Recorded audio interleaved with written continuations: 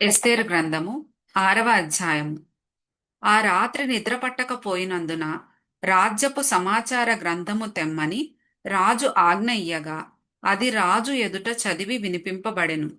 ద్వారపాలకులైన బిక్తాను, తెరెషు అను రాజు యొక్క ఇద్దరు నపుంసకులు రాజైన అహష్వేరోషును చంప యత్నించిన సంగతి మొర్దెకై తెలిపినట్టు అందులో వ్రాయబడి ఉండెను.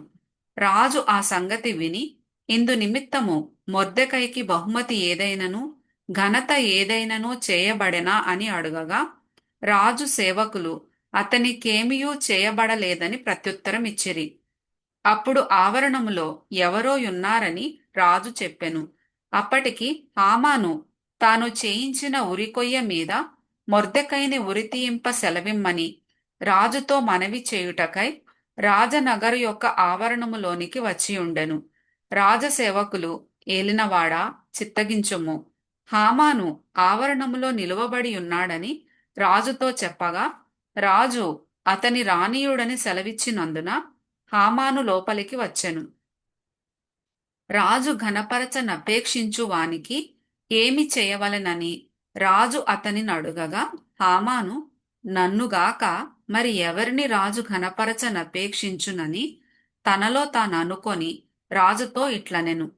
రాజు ఘనపరచనపేక్షించు వానికి చేయతగినదేమనగా, రాజు ధరించుకొను రాజవస్త్రములను, రాజు ఎక్కు గుర్రమును, రాజు తన తల మీద ఉంచుకొను రాజ కిరీటమును ఒకడు తీసుకొని రాగా, ఘనులైన రాజు యొక్క అధిపతులలో ఒకడు ఆ వస్త్రములను ఆ గుర్రమును పట్టుకొని రాజు ఘనపరచనపేక్షించు వానికి ఆ వస్త్రములను ధరింపజేసి ఆ గుర్రము మీద అతనిని ఎక్కించి రాజవీధిలో అతని నడిపించుచు, రాజు ఘనపరచనపేక్షించు వానికి ఈ ప్రకారముగా చేయతగునని అతని ముందర చాటింపవలెను.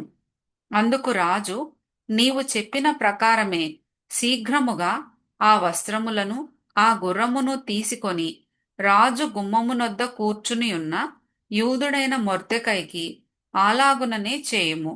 నీవు చెప్పిన దానిలో ఒకటియు విడువక అంతయు చేయుమని హామానునకు ఆజ్ఞ ఇచ్చెను. ఆ ప్రకారమే హామాను ఆ వస్త్రములను ఆ గుర్రమును తీసుకొని మొర్దెకైకి ఆ వస్త్రములను ధరింపజేసి ఆ గుర్రము మీద అతనిని ఎక్కించి రాజవీధిలో అతని నడిపించుచు, రాజు ఘనపరచనపేక్షించు వానికి ఈ ప్రకారము చేయతగునని అతని ముందర చాటించెను. తరువాత మొర్దెకై రాజు గుమ్మమునొద్దకు వచ్చెను. అయితే హామాను తల కప్పుకొని దుఃఖించుచు తన ఇంటికి త్వరగా వెళ్ళిపోయెను.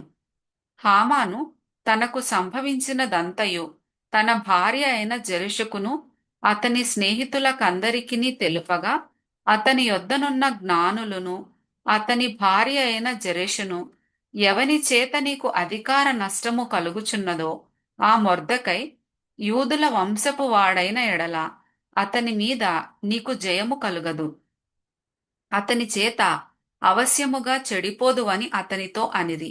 వారు ఇంక మాటలాడుచుండగా రాజు యొక్క నపుంసకులు వచ్చి ఎస్తేరు చేయించిన విందునకు రమ్మని హామానును త్వరపెట్టిరి.